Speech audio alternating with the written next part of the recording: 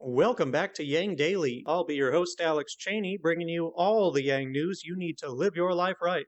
This is just going to be a quick one because I'm trying to get us back on a same-day schedule. We'll try to get another episode out tonight. Quick shout-out to our Tier 3 patrons, Peter Park, Shay Meehan, and Nathan Stankowski, as well as all our other patrons. You keep us all informed and engaged. If any of you out there want to join these advocates of humanity first and independent journalism, head on over to patreon.com/YangDaily. It would only take a couple of bucks a month from each listener to keep this podcast and community going and growing into the future. Now on to the news. So Biden passed 4 new executive orders today. 3 were broad directives, but 1 was specific. That one to direct the Department of Justice to not renew contracts with private prisons, which I'm very happy to hear. Private prisons have been generally found to hold lower standards of conduct and service, in addition to lobbying for more people to be imprisoned. And they don't really even save us money. It just gives the money to prison CEOs to bribe our politicians to poison our country. It's a bad idea all around. Ditching them has been a staple policy of most progressives, including BLM and Andrew Yang. As for the other orders, he basically told the Department of Housing and Urban Development to redress historical racism in federal housing policies, including fully implementing the requirements of the Fair Housing Act. He instructed federal agencies to regularly and meaningfully engage with tribal governments and respect tribal sovereignty. He told the Health and Human Services Department and his Health Equity Task Force to be sensitive toward Asian Americans and Pacific Islanders in particular in the pandemic response, and told the DOJ to partner with those communities to protect them from hate crimes and harassment. In general, doing what a government of the United States should do, which shouldn't have to be said, but clearly needs to be after the last 4 years. Also, be aware that COVID restrictions on international travel have been enacted. Those entering the U.S. must provide proof of a negative test within 3 days prior to entry.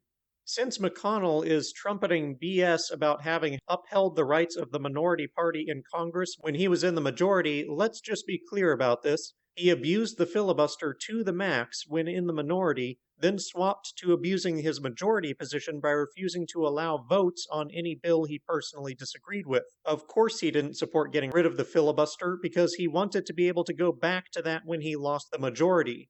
He's a plague on democracy, and so is the filibuster. Rant over.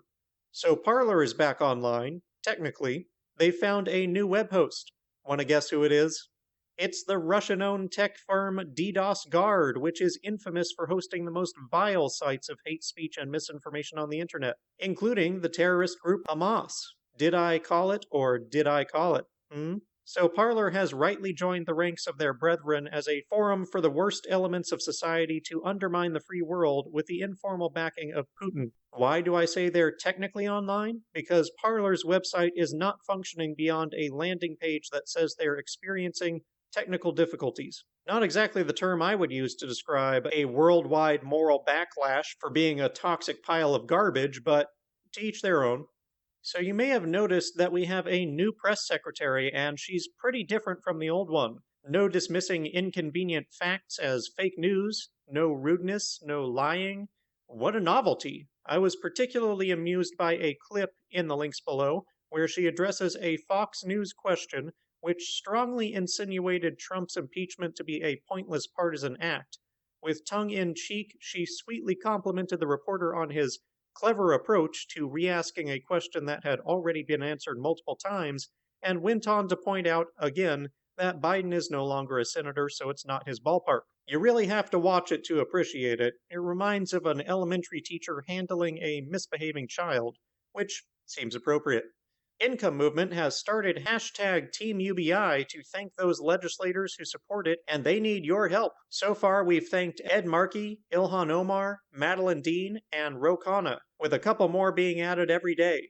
Positive feedback is as important as negative, so let them know that they're doing the right thing and that people appreciate it. Also, just a reminder that Income Movement hosts a State of the Movement meeting every Tuesday at 8 p.m. Eastern where they discuss plans for advancing UBI.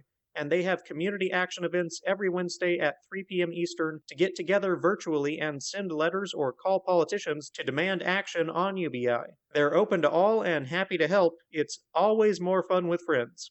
Finally, the band Flaming Lips has adapted to the pandemic by hosting concerts in which the audience and each member of the band, including the drummer's entire set, are separated into literal personal bubbles to prevent the sharing of air. It's pretty hilarious. Looks like a lot of fun, too. They get confetti dropped on the bubbles and a laser light show with a disco ball and all sorts of stuff. Also solves a lot of personal space and contact high issues, and I'm sure security is digging it. Though I can't imagine it's pleasant to throw up in. Maybe add drains? Something to work on. And that'll do it for today's Yang Daily. Spread the news on private prisons. Thank Ed, Ilhan, Roe, and Dean. Join in the next income movement meeting or event. Flood Congress with calls, tweets, faxes, and letters using the ResistBot or Income Movement easy contacts below. If you need help, consult Humanity Forward, the Income Movement Aid Database, the Mission Asset Fund, or United Way, and don't forget to Yang Daily.